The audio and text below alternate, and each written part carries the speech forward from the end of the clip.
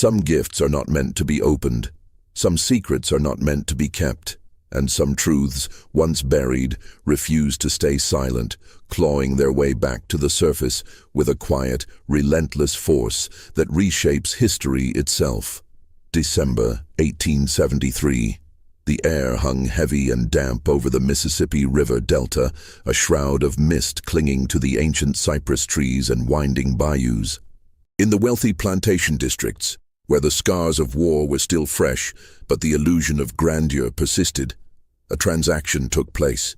It was a transaction whispered about in hushed tones, a dark echo of a past that many claimed was dead, yet still clung to the land like Spanish moss. Two girls, twins, barely 14 years old, their names and histories meticulously erased, were purchased at a private auction. They were not destined for labor in the fields, nor for domestic service in the grand house. No, their fate was far more sinister, wrapped in red velvet and presented as Christmas morning gifts for the Baron's two dissolute sons. What happened next was not a tale of supernatural intervention, nor a grand rebellion. It was a story woven from quiet observation, desperate courage, and an almost unbelievable act of defiance. What these two girls did in the spring of 1874 would not only unravel 3 families, but it would also expose a conspiracy of silence so deeply entrenched that it had become the very bedrock of the community. It would force an entire county to burn its records, relocate its courthouse, and collectively pretend a whole winter never happened. The Baron who bought them was never seen again, his legacy dissolving into rumor and speculation. His sons were found, yes, but what had been done to them, not physically but to their very essence, was something no one could explain, something that defied the crude justice of the era. And the twins? They vanished, not into thin air, but into a network so vast, so meticulously hidden, that even today, historians refuse to discuss it on record, fearing the implications of its true reach. Before we delve deeper into the chilling account of the Baron and the twin girls who irrevocably altered the course of St. Helena Parish, I urge you to consider the weight of forgotten histories. If you are drawn to the darkest corners of American history, the stories they deliberately omit from textbooks, the events they desperately tried to erase, then I ask you to subscribe to this channel and hit that notification bell, and tell me in the comments below what state are you listening from. Because this story, though rooted in the Louisiana Delta, touches more places, more lives, than you might ever imagine. Now, let us journey back to a time when the law was a malleable suggestion, when power was measured not just in acres of land, but in the lives that toiled upon it, and when 2 children, innocent and unknowing, were gift-wrapped like dolls, destined for a fate that would either break them or forge them into something unbreakable. The parish of St. Helena, Louisiana, in the winter of 1873, was a place suspended in a perpetual twilight, caught precariously between the brutal realities of a war recently concluded and the uncertain dawn of a new, grudgingly accepted freedom.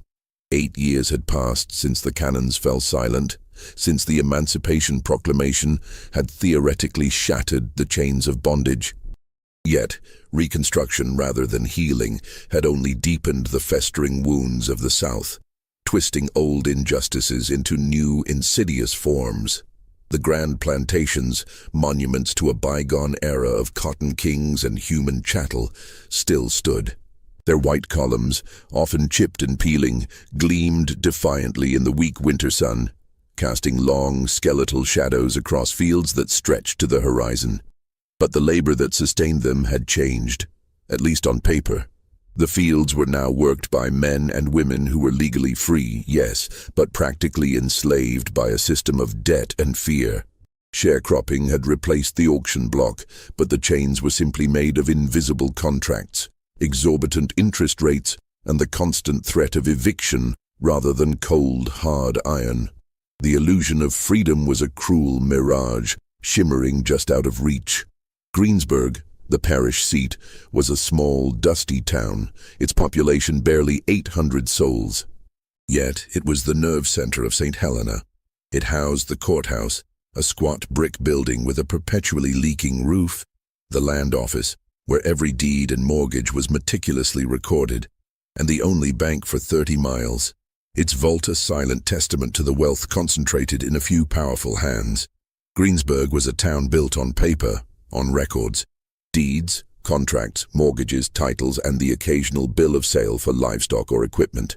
Everything was written down, everything was filed.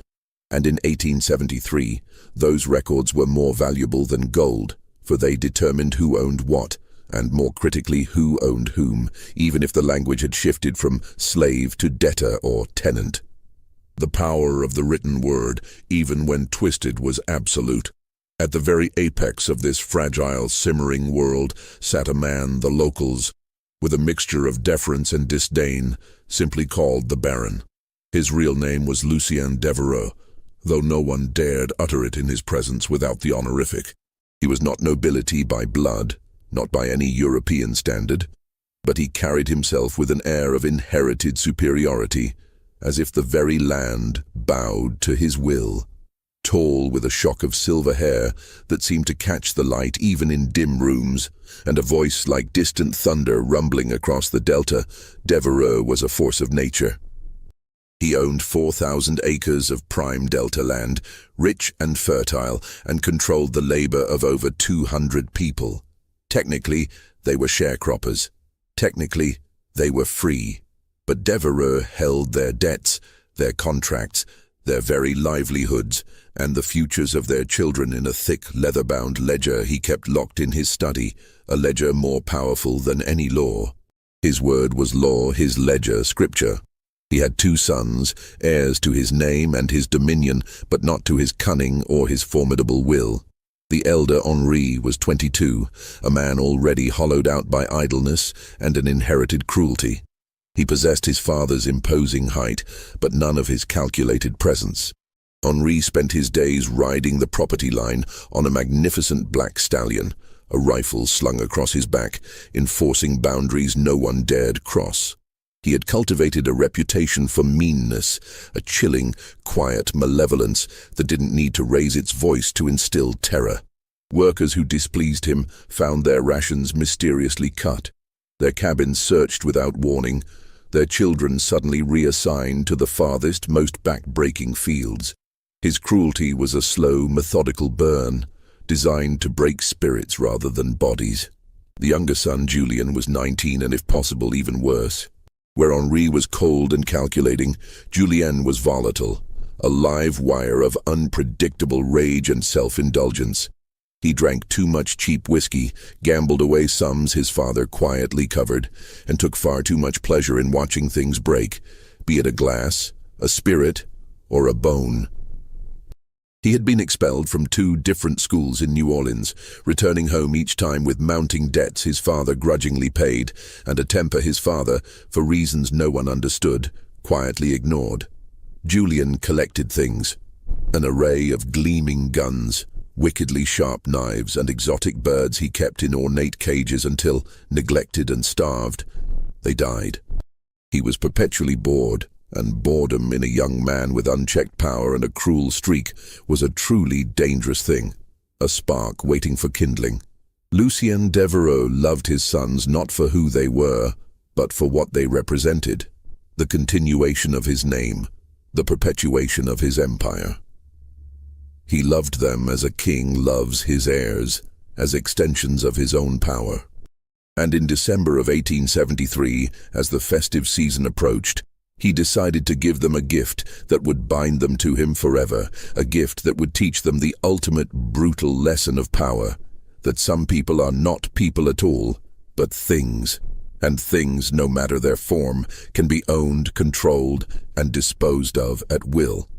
The Devereux estate, known simply as the Baron's Place by the locals, sat at the end of a long, winding, oak-lined drive that seemed to stretch on forever, an arboreal tunnel leading to a forgotten past. The house itself was a sprawling 3-story monument to a world that, despite all evidence, Lucien refused to believe no longer existed. White-painted brick, its facade imposing and austere, with tall, narrow windows that seemed to stare out blankly, and wide verandas that wrapped around the entire structure, offering shade in summer and a chilling exposure in winter. Inside, the rooms were vast and cavernous, filled with heavy, dark furniture shipped from France, portraits of ancestors who were not truly ancestors but rather carefully selected figures from European nobility, and a silence so profound, so thick, it felt like a held breath waiting for something to shatter it. In the quarters behind the main house, a community of 200 souls lived in cabins that had not seen repairs since before the war. These were not the picturesque, whitewashed cottages of romanticized memory, but rough-hewn shacks, their roofs patched with tin, their walls chinked with mud, their floors bare earth. They worked the fields from the first blush of dawn until the last sliver of light faded from the sky, their bodies aching, their spirits weary. At night, they gathered in low voices, sharing what little they had.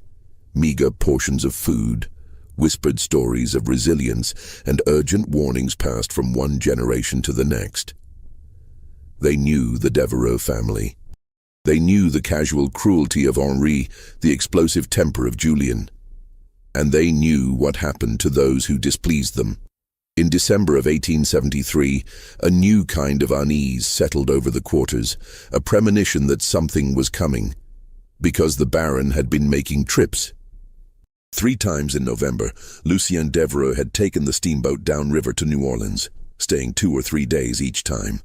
He told no one where he went or what he did, his movements shrouded in his usual impenetrable secrecy.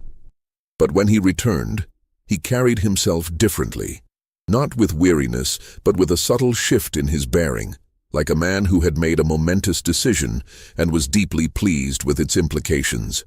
His sons noticed, exchanging uneasy glances.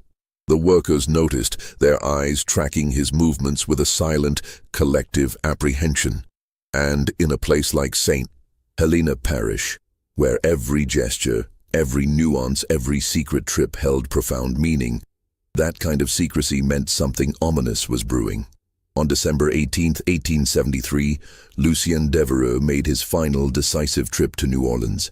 He returned on December 23rd, 2 days before Christmas, the air thick with anticipation and a biting chill.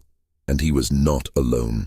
The steamboat Crescent Belle, a paddle-wheeler whose ornate filigree belied its cargo of human and material goods, docked at the Greensburg landing just after sunset on December 23rd. The air was cold and damp, the kind of pervasive chill that seeped into one's bones and settled there, refusing to be dislodged. A thin, ghostly mist rose from the dark, swirling waters of the river, curling around the moss-covered pilings and drifting like a phantom across the rough-hewn wooden planks of the dock. The few men unloading cargo, their breath pluming in the frigid air, worked with a frantic efficiency, eager to finish their arduous tasks and retreat to the meager warmth of their homes and hearths. Lucien Devereux descended the gangplank alone, a solitary, imposing figure.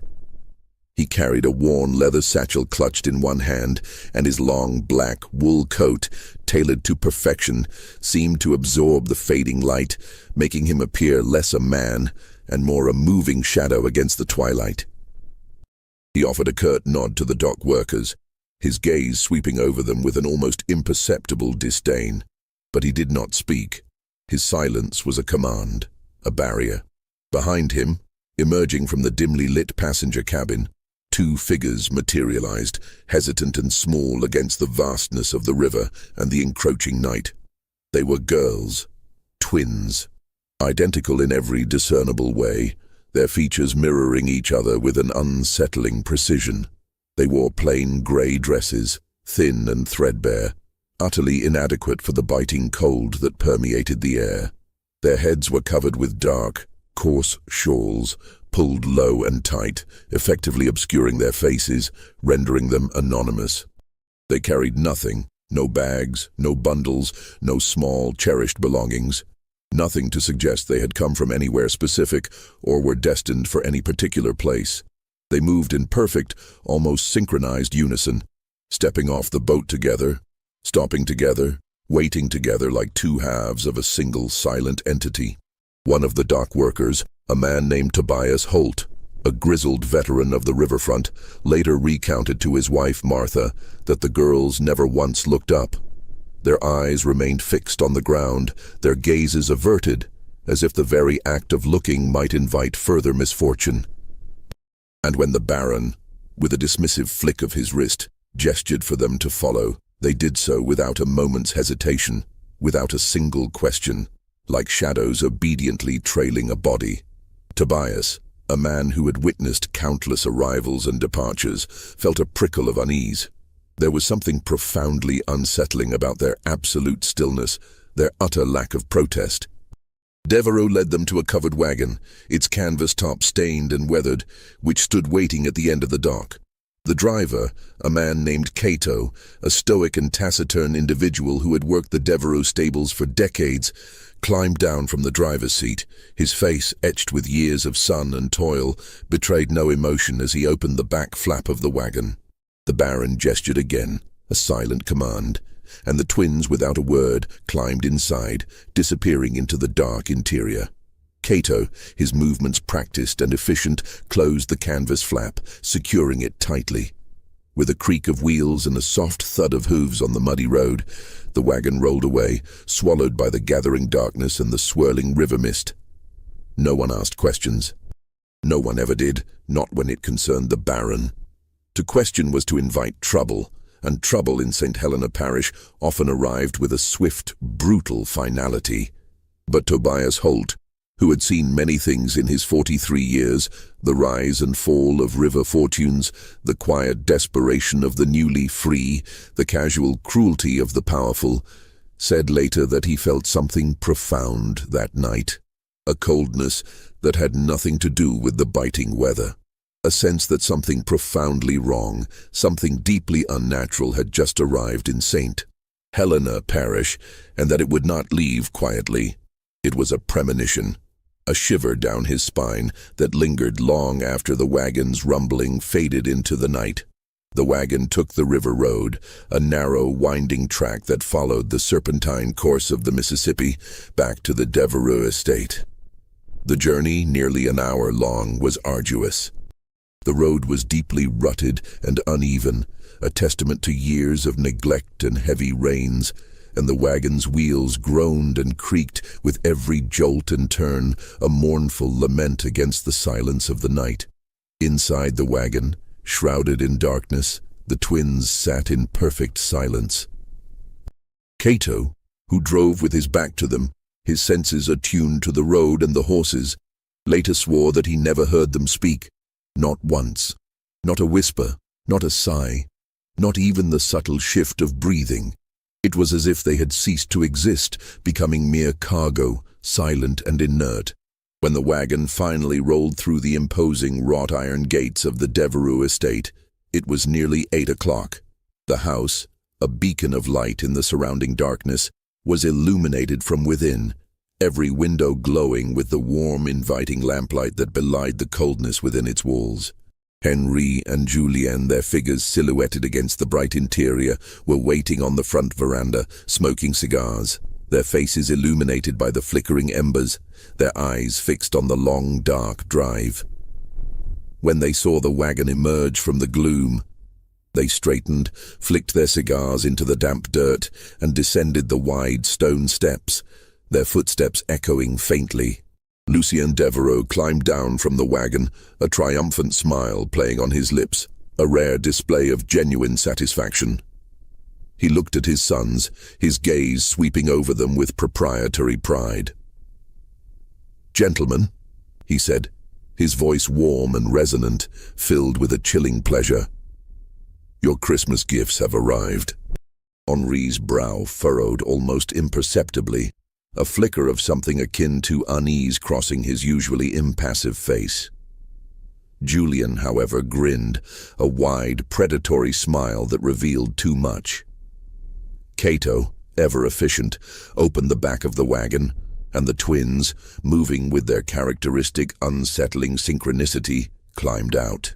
For the first time, bathed in the bright, unforgiving light spilling from the house, the Devereux sons could see them clearly.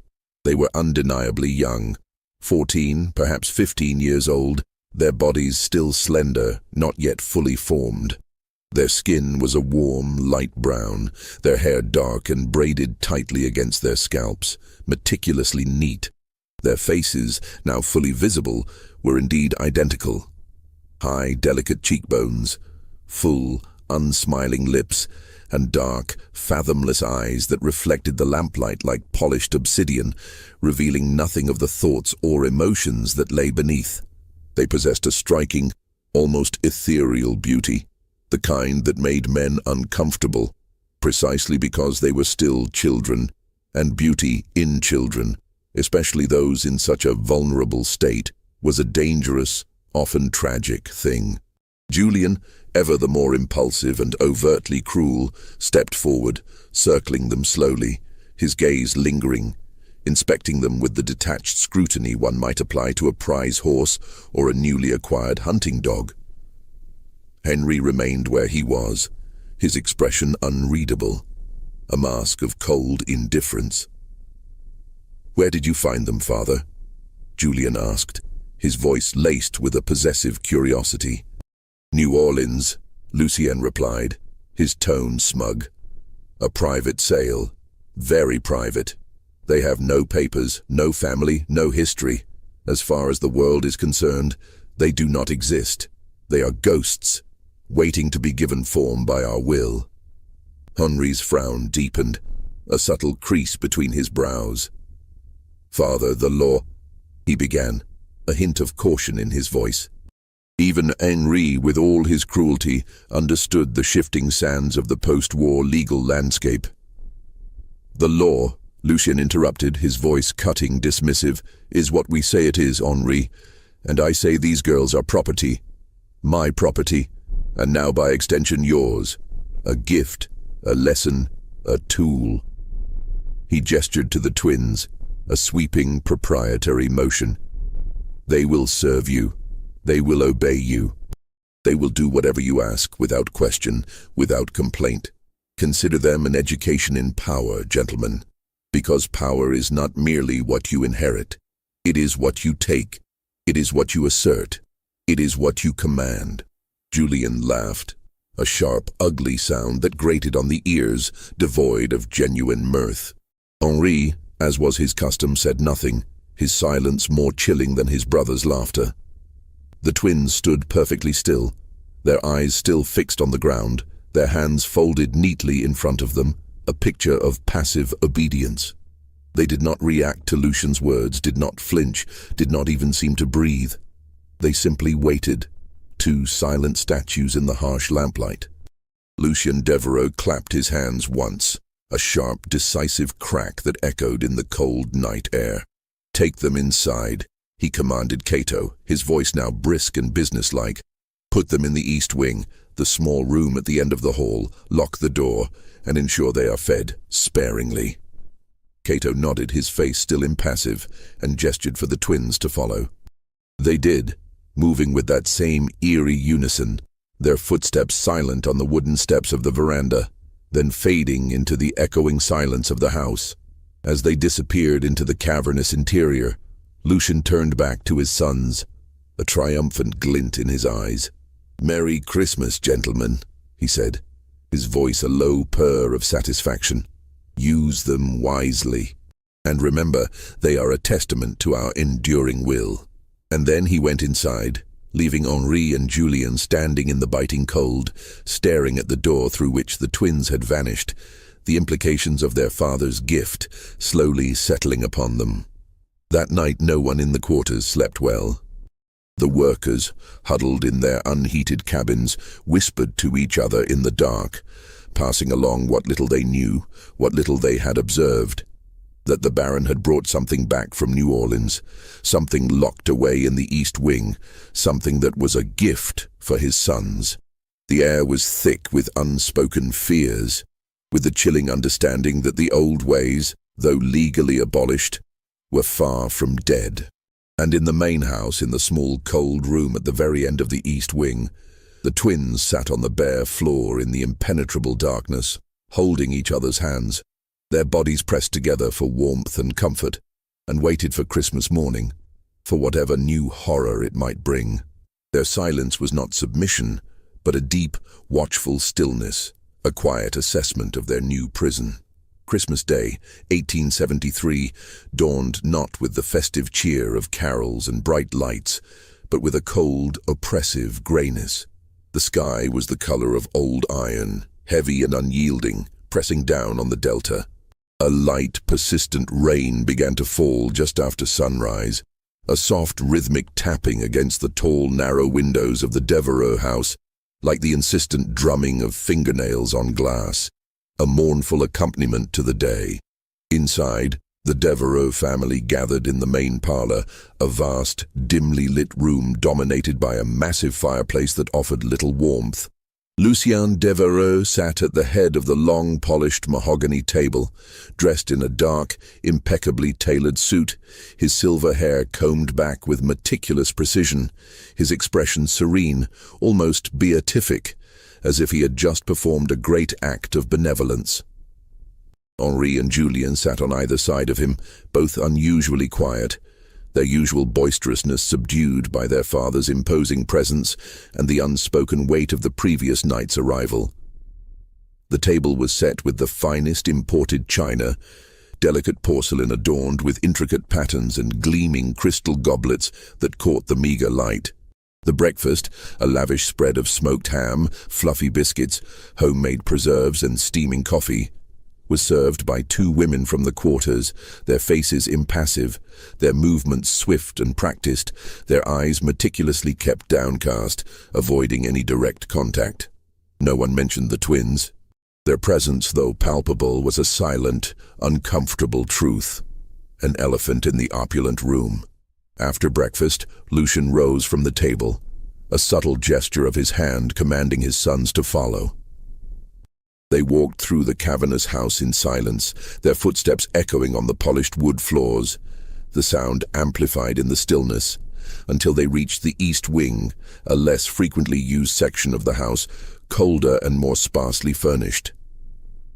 Lucien produced a small, ornate key from his waistcoat pocket, its brass gleaming dully, and with a soft click, unlocked the heavy wooden door at the very end of the hall.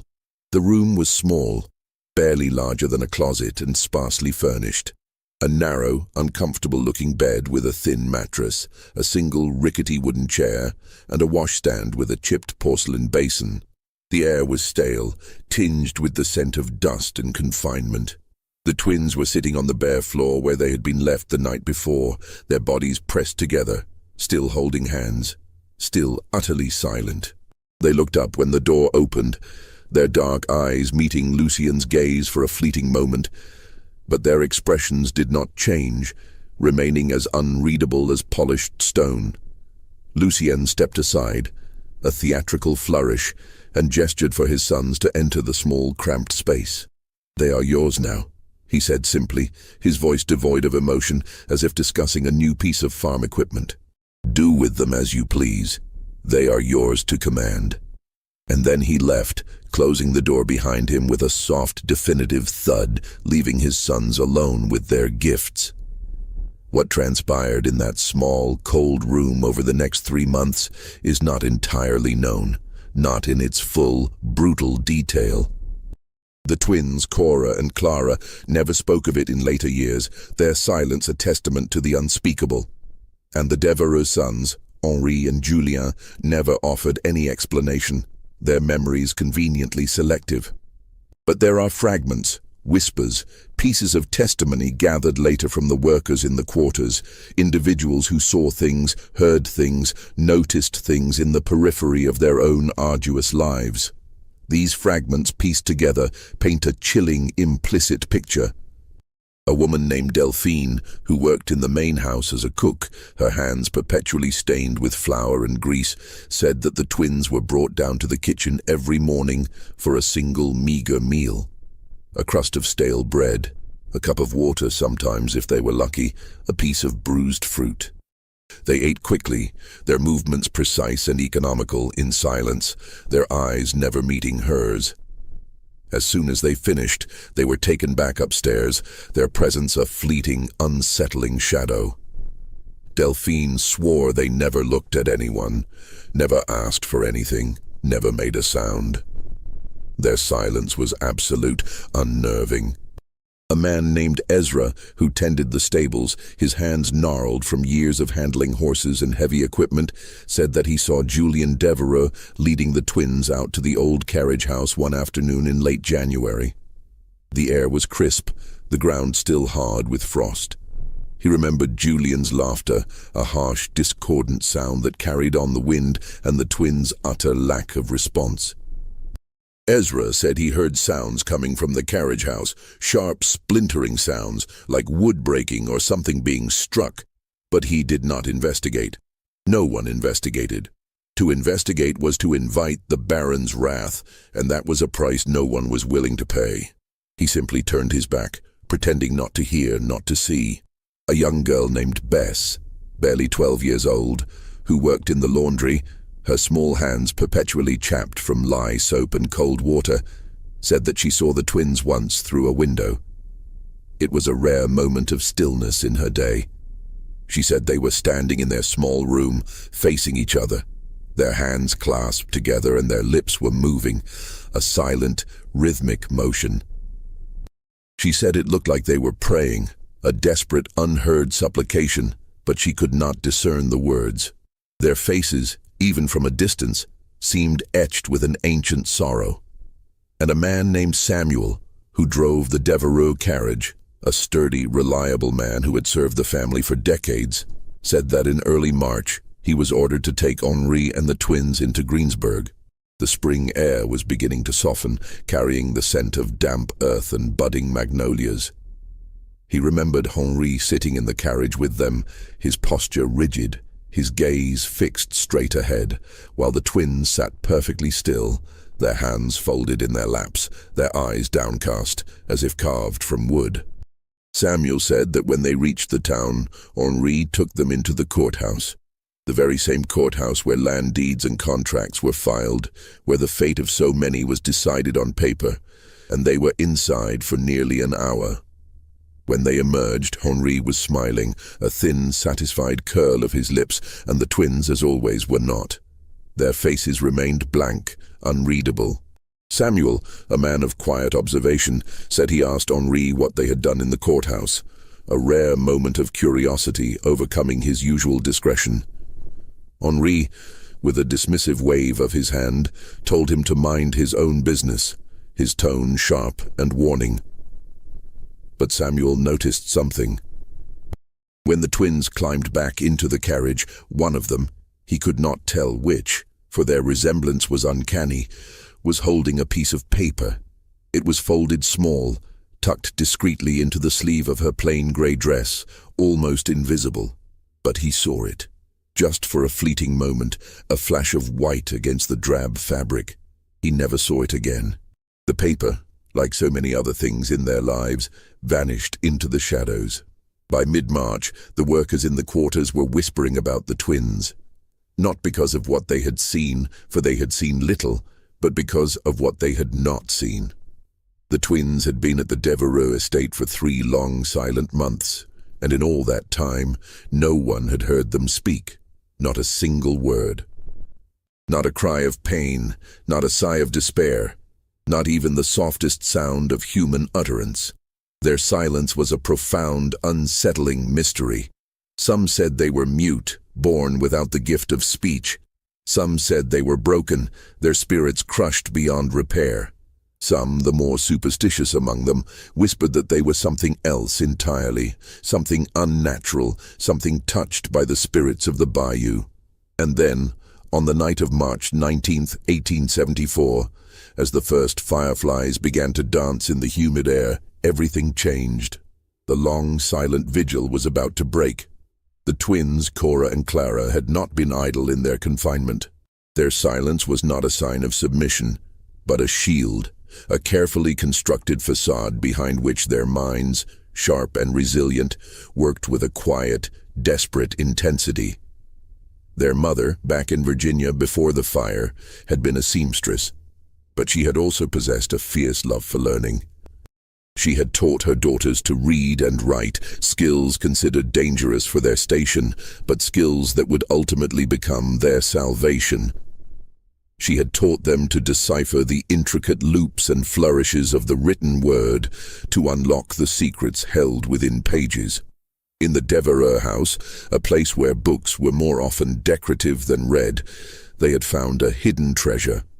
In the dusty, forgotten corners of the East Wing, in a small, unused library that smelled of mildew and neglect, they discovered old books, volumes of law, forgotten histories, even a few tattered novels.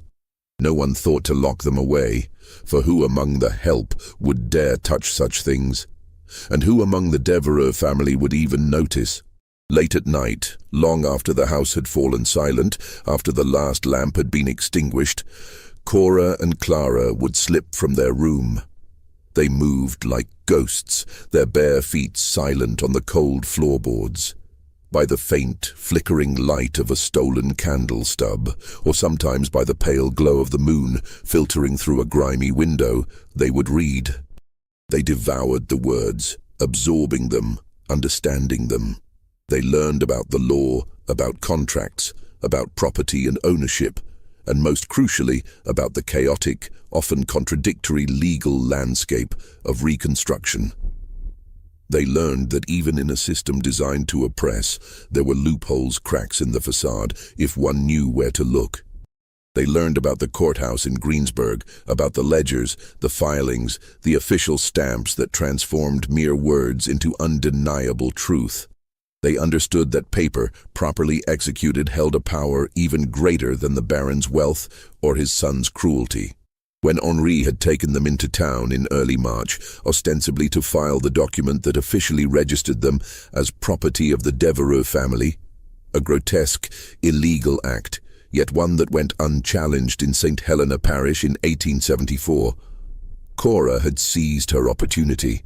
While Henri, distracted and arrogant, spoke with the clerk, Cora, with a preternatural calm, had slipped away. She had found the records room, a dusty, dimly lit chamber filled with towering shelves of ledgers. Her eyes, trained by countless hours of secret reading, quickly located the specific ledger where the document was to be filed, and with a heart pounding like a trapped bird, she had stolen a blank page, a pristine sheet of official paper, its edges crisp, its surface waiting for words. It was that page, folded small and tucked into the sleeve of her dress, a tiny, fragile seed of hope that the twins now carried. It was their weapon, their shield, their only chance. They had endured the past 3 months not out of submission, but out of a desperate, calculated patience, waiting for the precise moment to strike. Their silence was not brokenness, but a profound, terrifying strength. March 19, 1874, was a Thursday, a day that began like any other, but would end in a seismic shift. The weather had turned decisively warm, the first real languid warmth of spring, a welcome reprieve from the biting cold of winter. The air, thick with humidity, smelled of wet earth, of burgeoning life, of the sweet, intoxicating scent of jasmine beginning to bloom.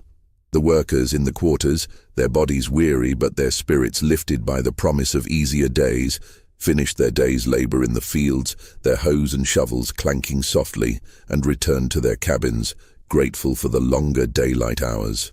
At the main house, the routine of power and privilege continued. Lucien Devereux was in his study, a room heavy with the scent of old leather and cigar smoke, reviewing his ledgers by the soft glow of a single oil lamp, his brow furrowed in concentration. Henri was in the parlor, sprawled in a velvet armchair, idly flipping through a week-old newspaper, his attention elsewhere. Julien, ever restless, was in the stables, the air thick with the smell of hay and horseflesh, drinking cheap whiskey from a flask and meticulously cleaning his favorite rifle, its barrel gleaming ominously. The twins, Cora and Clara, were in their small, cold room, as they had been every night for 3 months, their presence a silent, almost forgotten fixture of the East Wing. At approximately 9 o'clock, as the last vestiges of twilight faded into a moonless, star-dusted night, Delphine, the cook, was walking back to her cabin in the quarters. Her day was done, her feet aching, her mind already anticipating the brief respite of sleep. As she passed the main house, her gaze, habitually scanning for any sign of trouble or unusual activity, drifted towards the east wing. And then she stopped, her breath catching in her throat, a sudden cold knot forming in her stomach. The east wing window, the window of the twins' room, was open. This was profoundly unusual. Delphine remembered distinctly that the window had been nailed shut back in January, after Julien, in a fit of pique, had complained that the twins were staring out of it too much, their silent gazes unsettling him. Delphine herself had seen the nails, long and thick, driven deep into the wooden frame, securing it with an almost brutal finality. But now the window was undeniably open, a dark, rectangular void against the dimly lit wall, and the thin, grimy curtain was fluttering gently in the soft night breeze, a silent signal. Delphine stood frozen in the darkness, her heart beginning to pound a slow, heavy rhythm against her ribs, watching, waiting. And then she saw movement. A shadow, impossibly quick and low, passed across the open window, and then another, a mirror image. The twins were climbing out. Delphine's first instinctive reaction was to cry out, to raise the alarm, to fulfill her unspoken duty to the Baron. But something stopped her, a powerful, almost primal force. Maybe it was the way the twins moved, silent, deliberate, purposeful, like creatures of the night. Maybe it was the memory of the sharp, splintering sounds she had heard coming from the carriage house weeks ago, sounds she had tried to forget. Maybe it was the simple, profound human understanding that some people, no matter their station, deserve to run, deserve a chance at escape. Or perhaps it was the chilling realization that their escape, however improbable, was a silent act of justice. She said nothing. She simply turned, her movements slow and deliberate, and walked back to her cabin, her gaze fixed straight ahead, her ears straining for any sound from the house. She did not look back. Not once, fearing that to do so might break the fragile spell, might betray the silent pact she had just made with her conscience. The twins dropped from the window onto the soft, damp ground below, landing with a practiced grace that spoke of careful preparation. They rolled, absorbing the impact, and came up running, their bare feet silent on the dew-kissed grass. They did not head for the main road, nor for the river, which offered a perilous escape. Instead, they ran toward the quarters, a cluster of dark, silent cabins nestled at the edge of the Devereux property. They moved through the darkness like wisps of smoke, slipping between cabins, their forms barely discernible against the deeper shadows.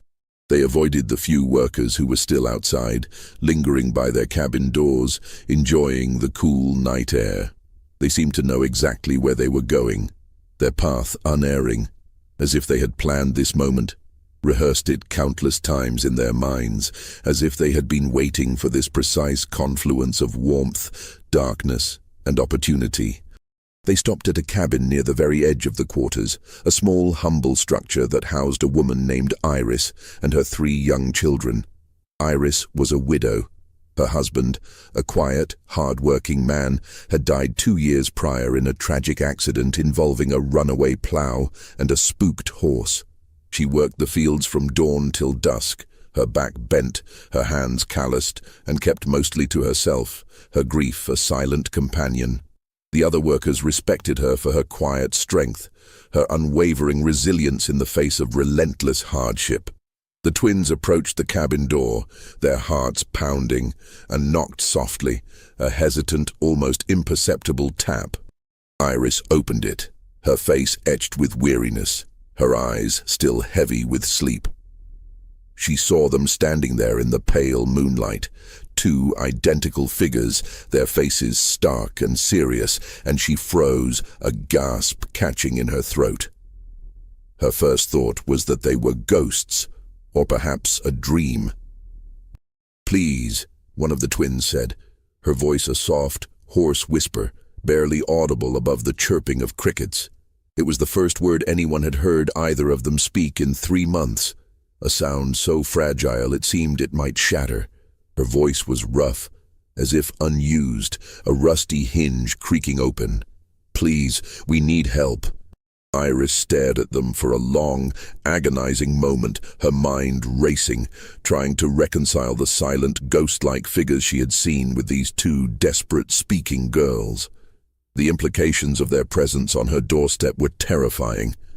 Then, slowly, she stepped aside, her movements stiff, and let them in, closing the door softly behind them, plunging the small cabin into near darkness.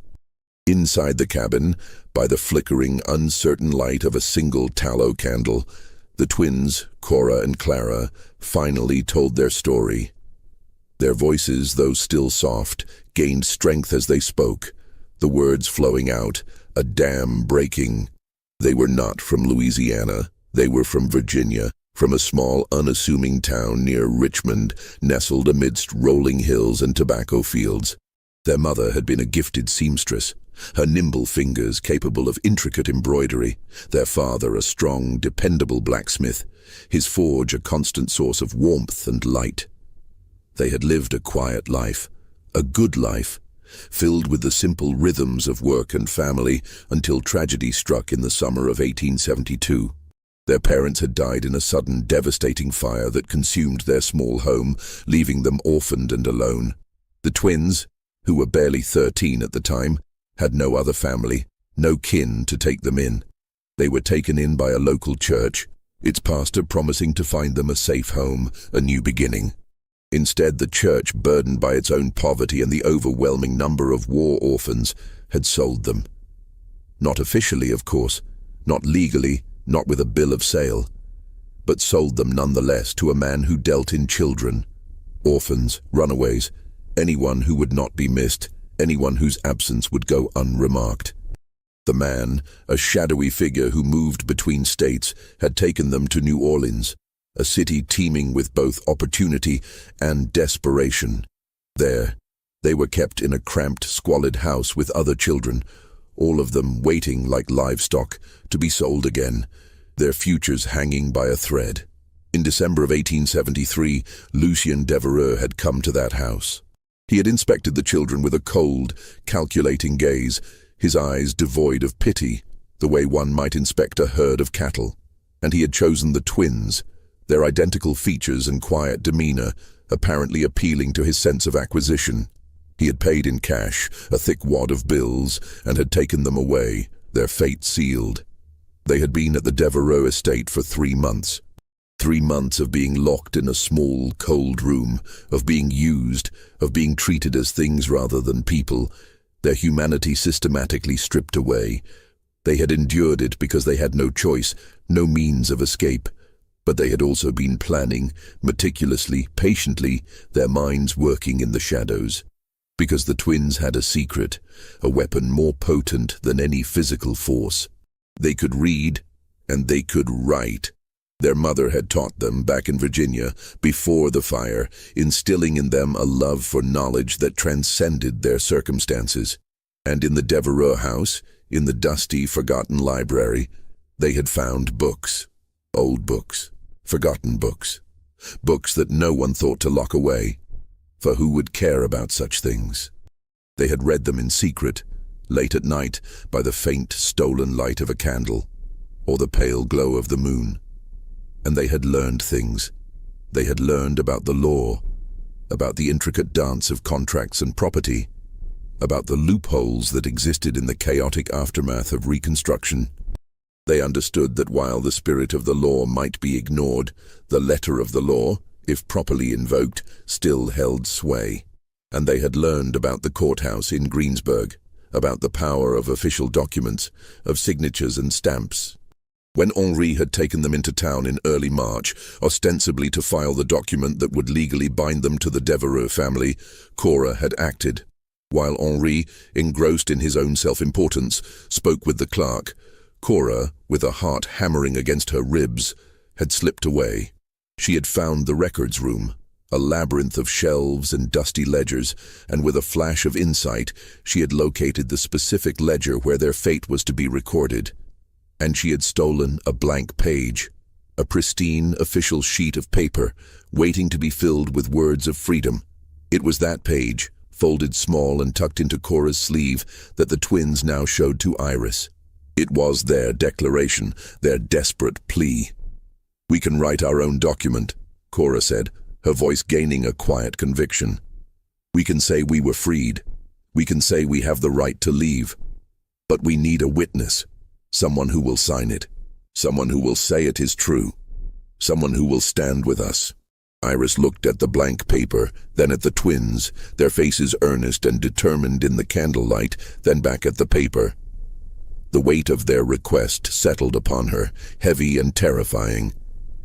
"If I sign this," she said slowly, her voice barely a whisper, "and they find out, they will kill me.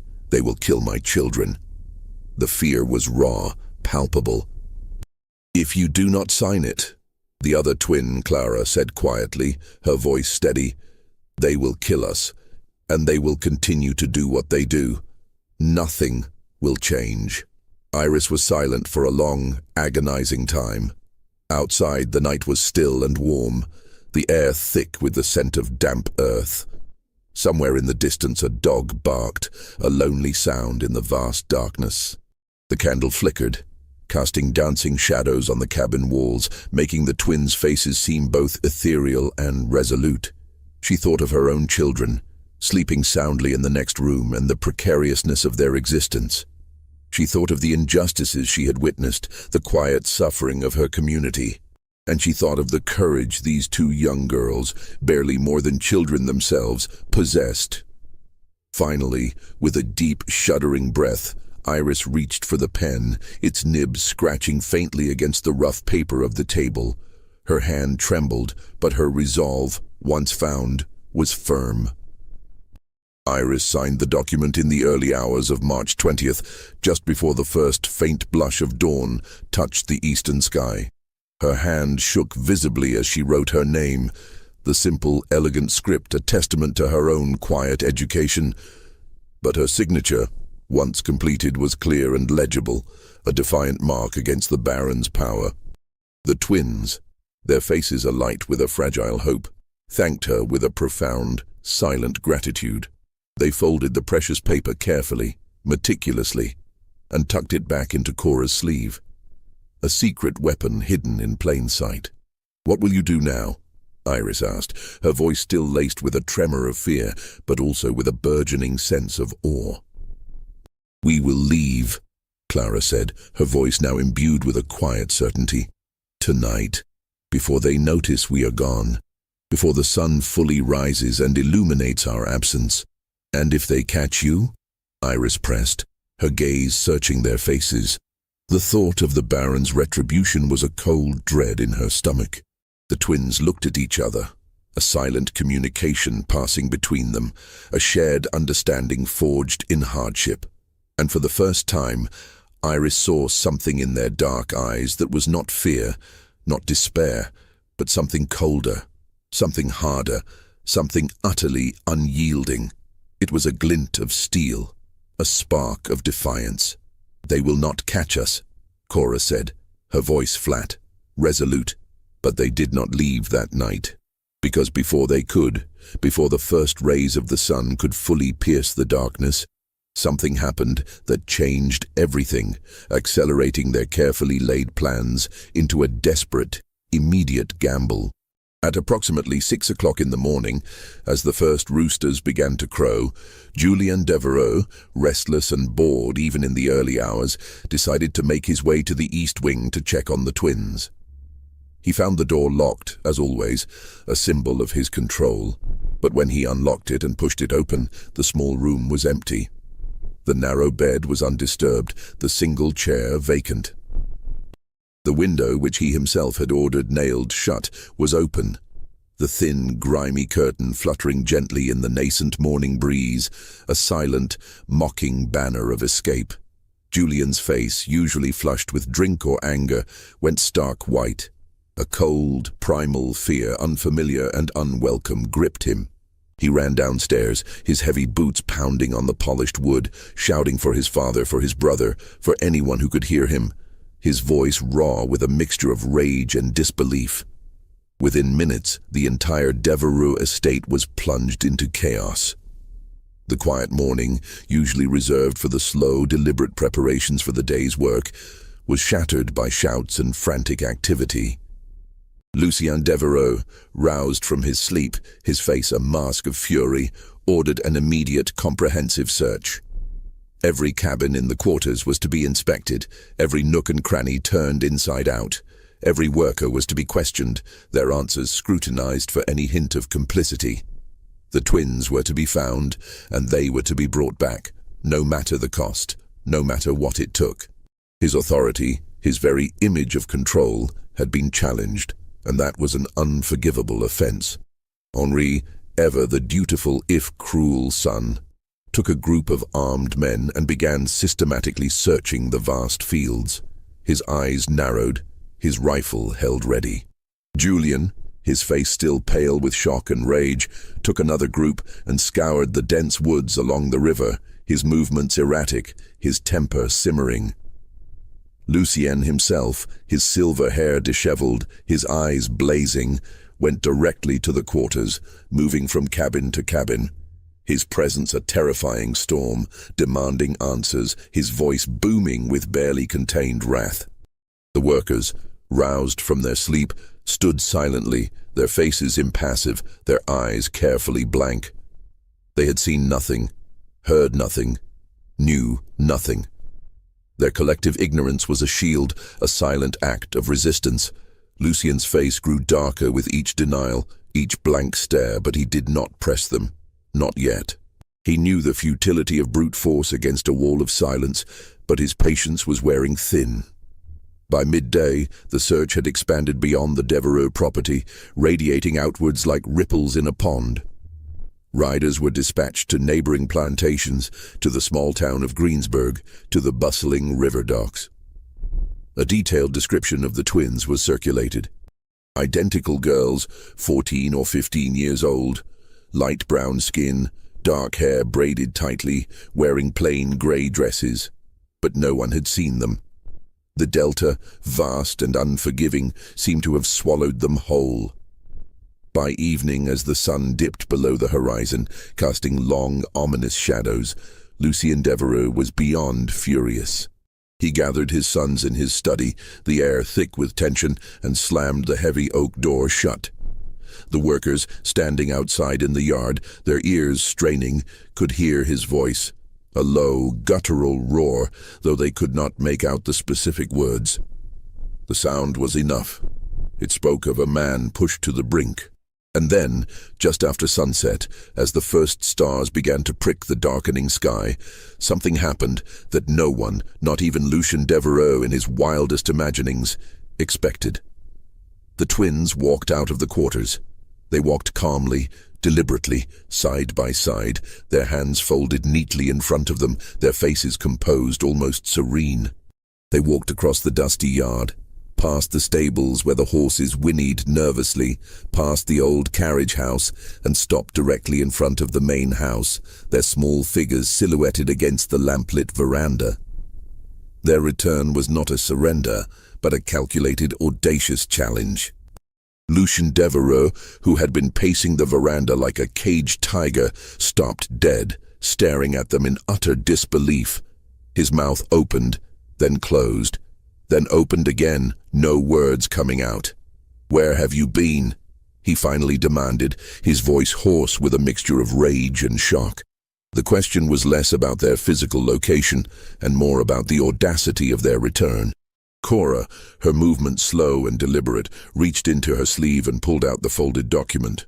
It was the blank page, now filled with precise, elegant script, signed and witnessed. She held it up, extending it towards Lucien, so that he could see it clearly in the fading light. "We have been freed," she said, her voice calm, steady, without a trace of fear. A stark contrast to the trembling whisper Iris had heard hours earlier. "This document says so. It is signed and witnessed. We are no longer your property, Baron Devereux."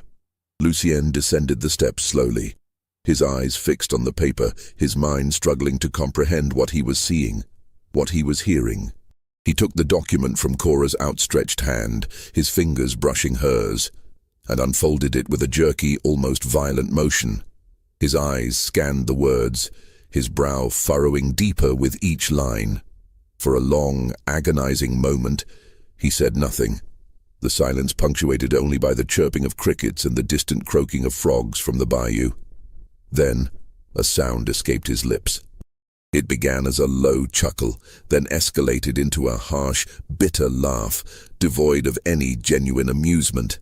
It was a cold, chilling sound, and it made the workers who were watching from the shadows of the quarters shiver, a collective ripple of unease passing through them.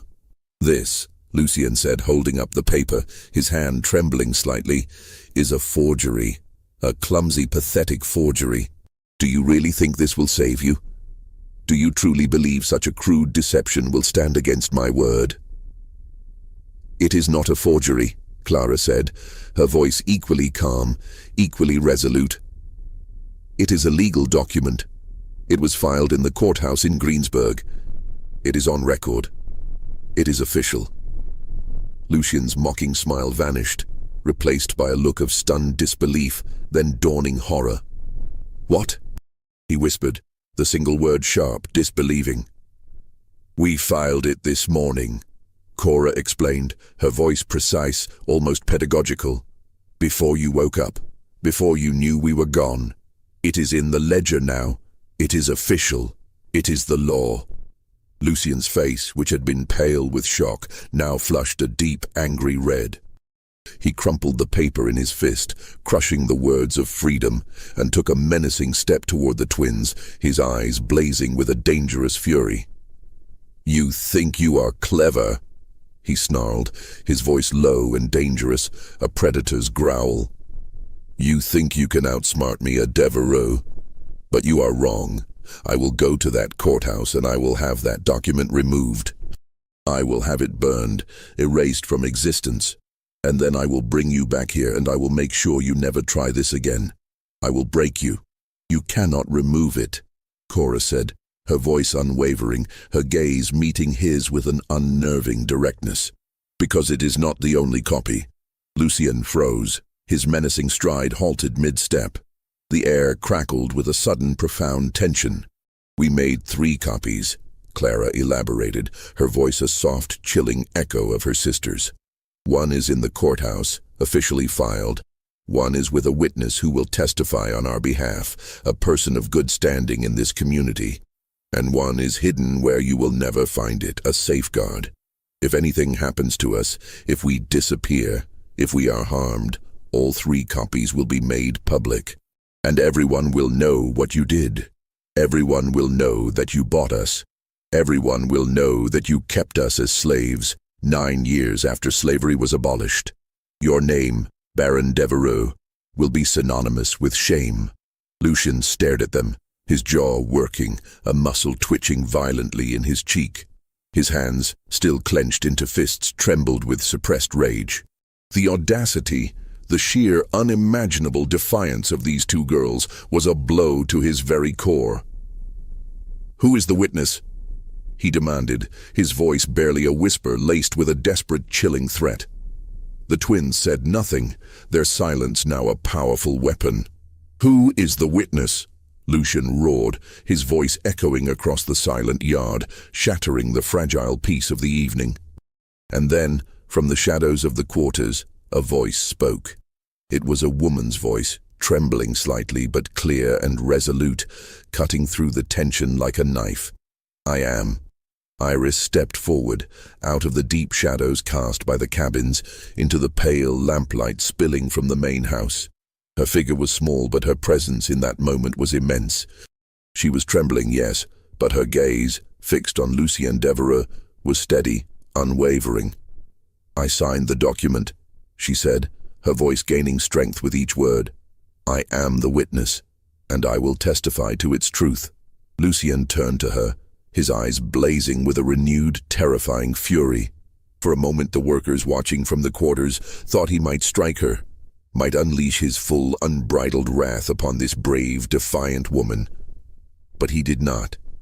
Instead, a slow, chilling smile spread across his face, that same cold, bitter smile that had sent shivers down Tobias Holt's spine. "Then you will hang with them," he said, his voice a low, venomous promise. "All of you. You will all pay for this insolence."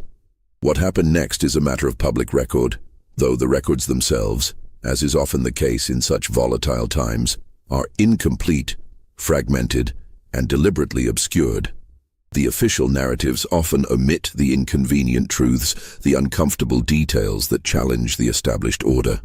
On the crisp, cool morning of March 21st, 1874, the air still carrying the scent of damp earth and the faint promise of spring, Lucien Devereux rode into Greensburg. He was not alone. His sons, Henri and Julien, rode beside him, their faces grim, their expressions a mixture of anger and apprehension. Behind them, 3 armed men, hardened overseers from the Devereux estate, rode with rifles slung across their saddles, their presence a clear, unspoken threat. The small cavalcade moved with a grim determination, kicking up dust on the main street, drawing the wary glances of the few townspeople already stirring. Lucien went directly to the courthouse, its brick facade looking particularly imposing in the morning light. He strode inside, his heavy boots echoing on the wooden floor, his presence filling the quiet space with an almost palpable menace. He demanded to see the ledger where property documents were filed, his voice booming, echoing off the high ceilings. The clerk, a nervous young man named Thomas Whitley, barely out of his teens, his spectacles perched precariously on his nose, emerged from a back office. His hands trembled slightly as he retrieved the massive leather-bound ledger from its shelf, its pages thick with the history of land and ownership in St. Helena Parish. He placed it on the counter, its weight thudding softly, and opened it to the most recent entries, his eyes darting nervously between the Baron and the open page. There, dated March 20th, 1874, in clear, precise script, was a document. It stated unequivocally that 2 girls, Cora and Clara, formerly held by Lucien Devereux, had been legally freed and were no longer subject to any claim of ownership, their freedom now enshrined in the very records that had once sought to bind them. The document was signed by Iris, listed prominently as a witness, her signature clear and resolute.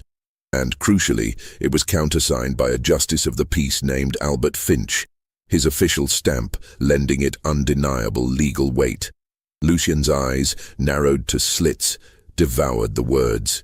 His face, already flushed with anger, deepened to a dangerous purple. He slammed his fist on the counter, making Whitley jump. He demanded to see Finch, his voice a low growl.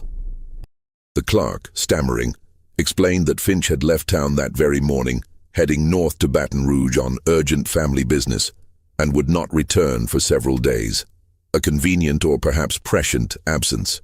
Lucien then demanded that the document be immediately removed, torn from the ledger, erased from existence. Whitley, his face pale, shook his head. He explained, his voice barely a whisper, that he did not have the authority to remove a legally filed document without a court order, a judge's explicit command. The ledger, once an entry was made, was sacrosanct. Lucien, his patience utterly exhausted, slammed his fist on the desk again, the sound echoing through the quiet courthouse. He told the terrified clerk that he would have the document removed, one way or another, with or without his cooperation. His eyes, burning with a cold fury, promised dire consequences. And then he left, his heavy footsteps thudding ominously, his sons and armed men following in his wake. But he did not go back to the estate. Instead, his rage still simmering, he went directly to the sheriff's office, a small, unassuming building across the dusty square. The sheriff of St. Helena Parish in 1874 was a man named Cyrus Tate. He was in his late 50s, a man whose face was a roadmap of hard living and difficult choices. A former Confederate officer, he had returned home after the war to find his world, his entire way of life, turned upside down. He did not like Reconstruction, did not like the new federal laws, did not like the idea that people he had once considered property were now, legally, his equals. He harbored a deep-seated resentment for the changes sweeping the South. But he was also a practical man, a pragmatist who understood the shifting tides of power. He knew that the law, however much he disliked its new iterations, was still the law, and his duty was to uphold it, however reluctantly.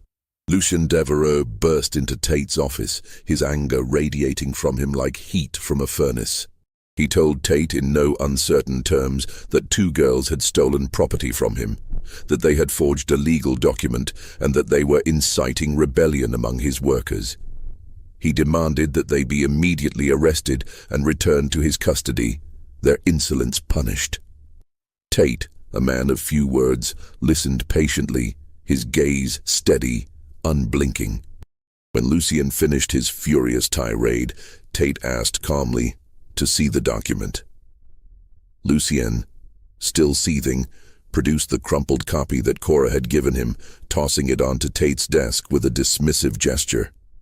Tate picked it up, smoothed out the creases, and read it slowly, meticulously, his eyes tracing each word. Then he looked up at Lucien, his expression unreadable. "This says they were freed, Mr. Devereux," Tate stated, his voice flat, devoid of judgment. "It is a forgery." Lucien roared, his fist slamming onto the desk, making the inkwell jump. "A blatant criminal forgery. Do you have proof of this forgery, Mr. Devereux?" Tate asked, his voice still calm, his gaze unwavering. "A sworn affidavit? A witness to the act of falsification?" "I do not need proof," Lucien thundered, his face contorted with rage. "They are my property. They were purchased legally, before the eyes of God and man." Tate leaned back in his creaking wooden chair, his gaze sweeping over Lucien, then to the crumpled document.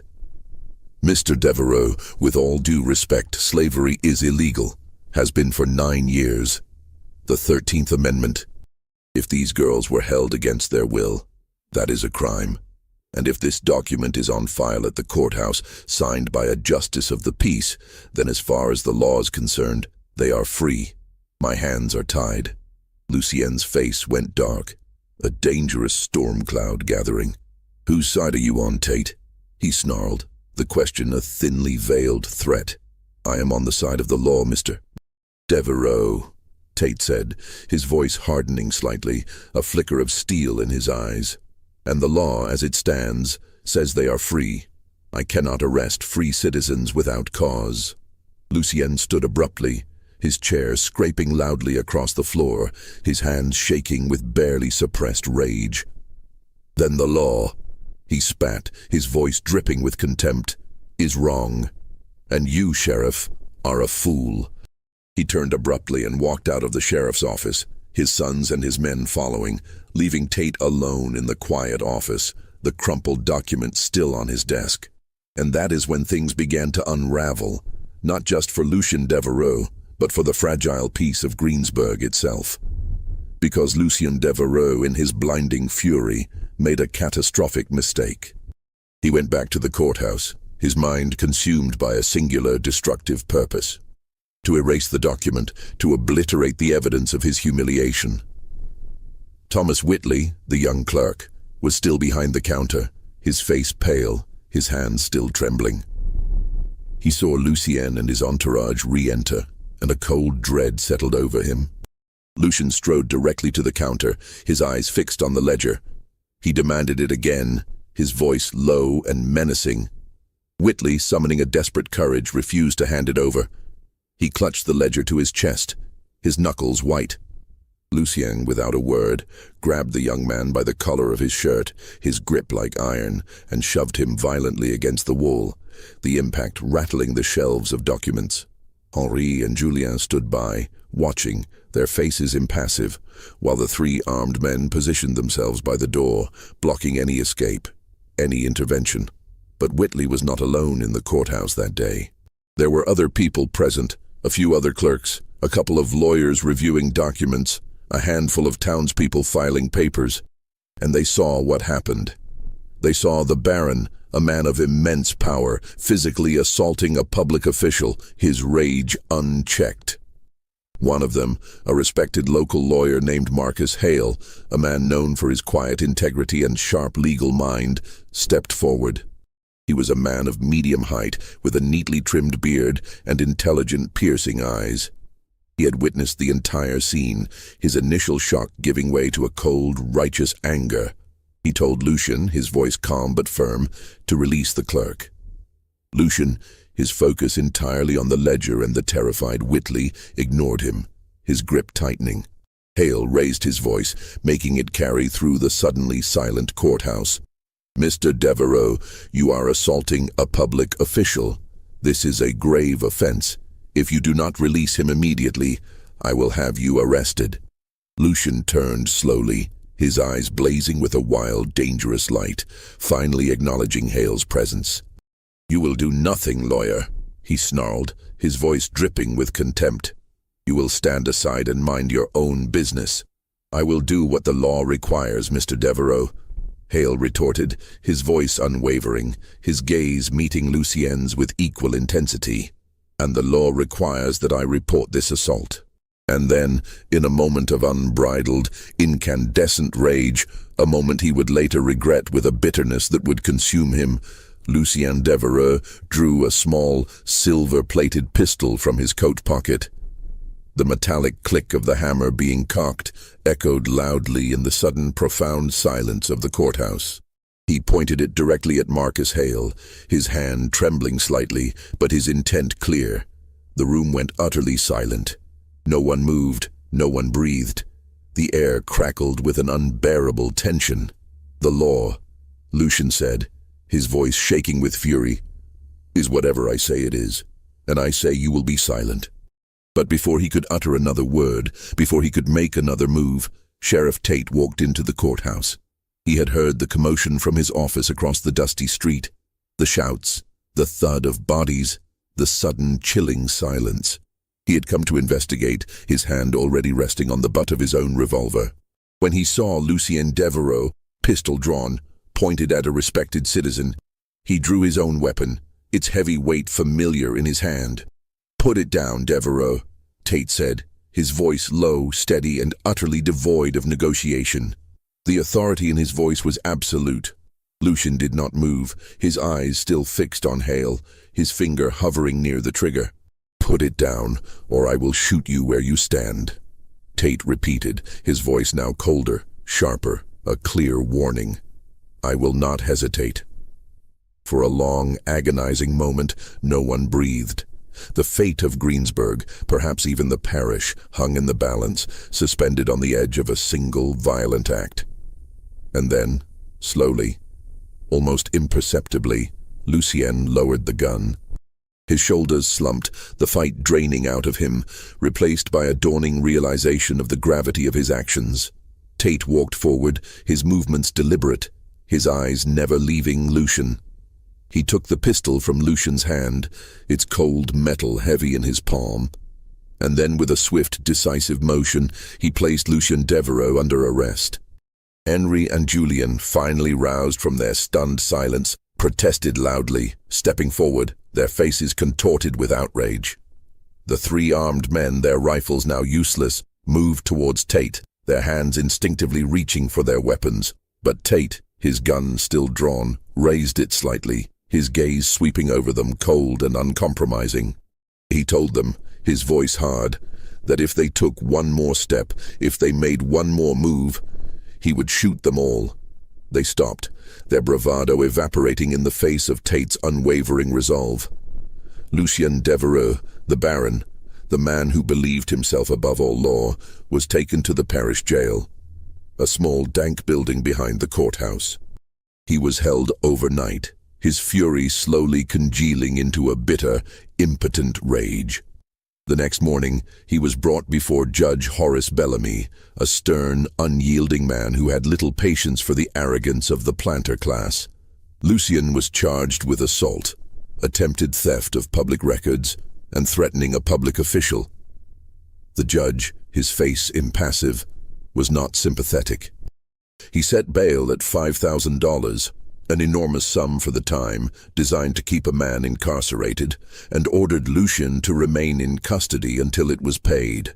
But the damage, the irreparable damage to Lucien Devereux's reputation and authority, was already done. Because the story of what had happened in the courthouse spread like wildfire. By the end of the day, everyone in Greensburg knew. They knew that Lucien Devereux, the all-powerful baron, had tried to steal a legal document, that he had assaulted a clerk, that he had drawn a gun on a respected lawyer, and that he had been arrested by Sheriff Tate. And everyone knew why. Because two girls, two former slaves, two children, had outsmarted him.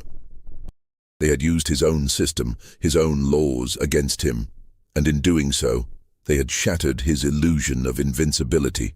The whispers in the quarters, the silent defiance, had finally found its voice, and it had brought down a titan. Lucien Devereux was eventually released from jail 3 days later, after his lawyers, working frantically, managed to arrange for the exorbitant bail to be posted.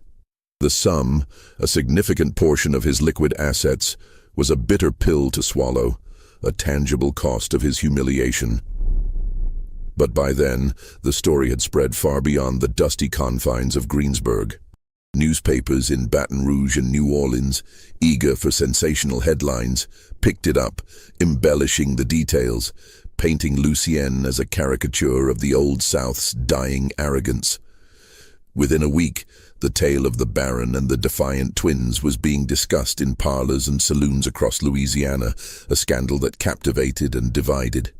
The reaction was sharply divided, reflecting the deep fissures that still ran through post-Reconstruction society. Some people, mostly those who had staunchly supported the Confederacy, who resented the federal government's intervention and who clung desperately to the old social order, saw Lucien as a victim of an unjust system. They argued that the twins had no right to file a legal document, that the whole affair was a farce orchestrated by carpetbaggers and radical Republicans, and that Lucien had been entirely within his rights to try to reclaim what was, in their eyes, rightfully his property. They saw his actions as a desperate defense of tradition, a last stand against an encroaching, unwelcome modernity. But others, including many who harbored no particular love for Reconstruction, but understood that the law, however imperfect, was now the reigning authority, saw Lucien as a criminal, plain and simple. He had held 2 girls as slaves, 9 years after slavery had been abolished, a blatant violation of federal law. He had assaulted a public official. He had threatened violence in a courthouse, a sacred space of justice. And he had been caught, his hubris exposed for all to see. His actions were not a defense of tradition, but an act of lawlessness, a dangerous challenge to the fragile new order. The legal case against Lucien Devereux dragged on for months, a protracted bitter battle fought in the stifling heat of the Louisiana summer. Lucien's formidable team of lawyers argued vehemently that the document filed by the twins was invalid, that it had been obtained through fraud and coercion, and that the girls should be returned to his custody, their freedom revoked. They painted the twins as cunning manipulators, tools of outside agitators. But the twins, Cora and Clara, had something Lucien Devereux did not, the undeniable, unvarnished truth, and they had the courage to speak it. They testified in court, their voices still soft, but clear and unwavering, their composure remarkable for their age.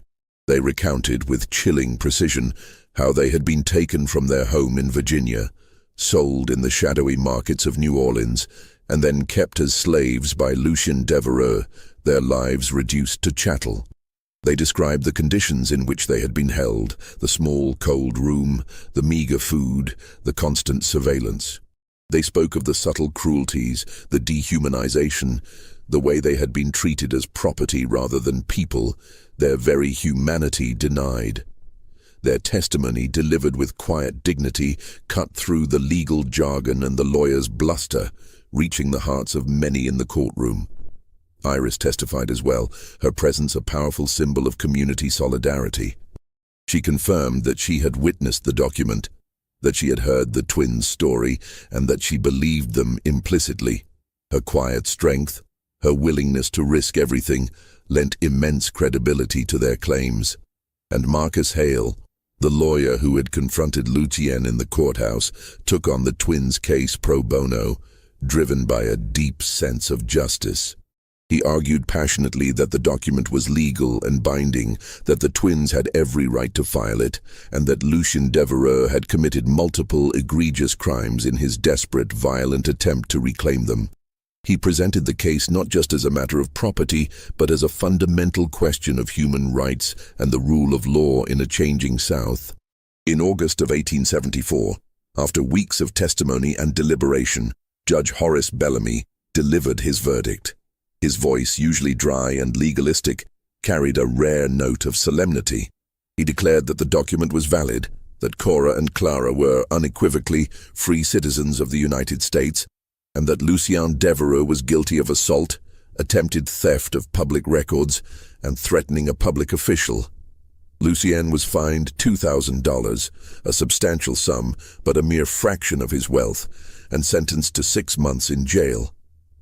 The sentence was meant to be a deterrent, a public declaration that even the most powerful were not above the law.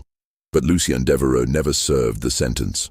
On the night of August 15, 1874, under the cover of a moonless sky, Lucien Devereux disappeared.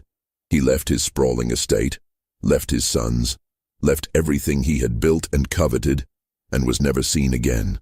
The circumstances of his vanishing were shrouded in mystery, fueling endless speculation. Some said he fled south, across the border to Mexico, seeking refuge from the law and his shattered reputation. Some whispered that he had sailed to Europe, to a continent where his barren title might hold more weight. Others, the more cynical, suggested he had taken his own life, unable to bear the shame and humiliation. No one knows for certain. His disappearance became a local legend, a cautionary tale whispered around campfires. Henri and Julien Devereux tried, in their own inept ways, to maintain the estate, to cling to the remnants of their father's empire. But without Lucien's iron will, his cunning, and his ruthless efficiency, they could not hold it together. Workers, emboldened by the twins' victory, began to leave, seeking better opportunities, or simply freedom from the Devereux name. Debts, long managed by Lucien's shrewd hand, piled up, overwhelming the feckless sons. Within 2 years, the once grand Devereux property, its fields overgrown, its house falling into disrepair, was sold at auction, its legacy dissolved into obscurity. Henri, his spirit broken, his cruelty now aimless, moved to the rough-and-tumble frontier of Texas and died in a drunken bar fight in 1879, a pathetic end to a life of privilege. Julien, consumed by his vices, drank himself to death in a squalid New Orleans boarding house in 1881, his body found by a sympathetic landlady. The Devereux name, once a symbol of immense power and fear in St. Helena Parish, faded into obscurity, becoming little more than a footnote in the parish's troubled history. As for the twins, Cora and Clara, they left St. Helena Parish in the fall of 1874, their departure quiet and unceremonious, a stark contrast to their dramatic arrival.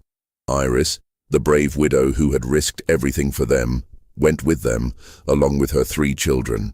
They traveled north, a long, arduous journey, eventually settling in a small, Quaker-influenced town outside Philadelphia, Pennsylvania, a place far removed from the humid, oppressive Delta.